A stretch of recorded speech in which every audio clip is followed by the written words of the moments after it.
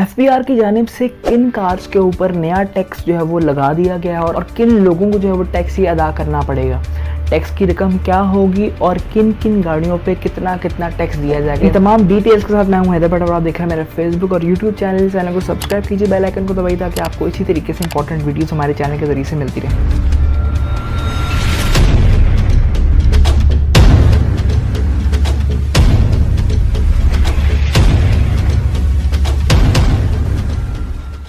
So federal board of revenue जो पाकिस्तान का एक टैक्स कलेक्शन का इदारा है, उनकी जानिब से जो है वो गाड़ियों की सेल्स परचेज़ के हवाले से एक नया इक़दाम सामने आया है और इससे लग रहा है कि पाकिस्तान के अंदर जो ये एक इंडस्ट्री है, कार इंडस्ट्री, जिसके अंदर कार डीलिंग्स होती हैं, गाड़ियाँ बेची या ख़रीदी जाती हैं, तो इसके अंदर आप लोग देख रहे होंगे बहुत से लोगों ने एंट्रीज़ के अंदर मारी है और काफ़ी उन्होंने अच्छा प्रॉफिट भी अर्न किया है। लेकिन इसके अंदर काफ़ी ज़्यादा बेज़ाब्तियाँ भी सामने आती हैं जिनका जो है वो मीडिया या सोशल मीडिया के ऊपर खुद इजहार नहीं हो पाता, क्योंकि हमारे पास बाकी इश्यूज़ बहुत ज़्यादा होते हैं, इसकी वजह से इसको प्रॉपर कवरेज नहीं मिल पाती।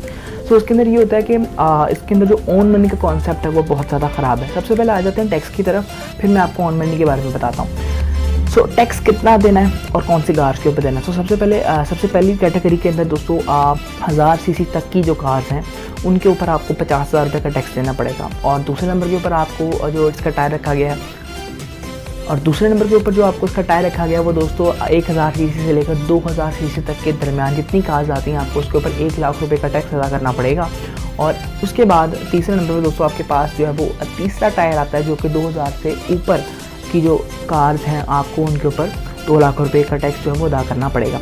अब बात आती है कि किन लोगों को इसके ऊपर टैक्स अदा करना पड़ेगा। तो वो लोग जो है वो 90 दिन के अंदर गाड़ी ख़रीदते हैं और उसको बेचने की कोशिश करते हैं। यानी अगर आपने एक गाड़ी खरीदी है और आप उसको 90 दिन यानी 3 महीने के अंदर अंदर आप उसको बेचना भी चाहते हैं तो आपको ये टैक्स एफबीआर को अदा करना पड़ेगा।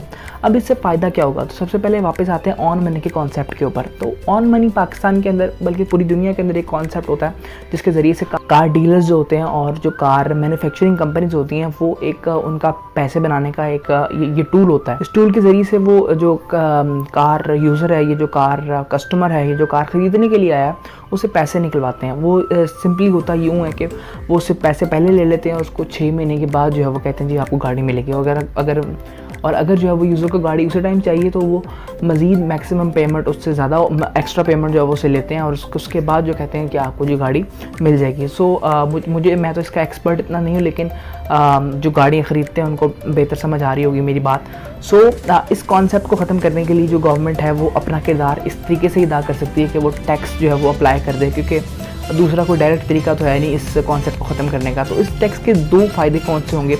वो सबसे पहले ये फ़ायदा हो सकता है कि जो पैसा कार डीलर्स के पास जाता था, जो एक नाजायज़ पैसा इसको आप कह सकते हैं जो जाता था कार डीलर्स या फिर कार मैन्युफैक्चरिंग कंपनी के पास, जो कि कार की प्राइस नहीं होती थी, वो एक्स्ट्रा पैसे देता था कार यूज़र या फिर कार उसको ख़रीदने वाला आप कह सकते हैं।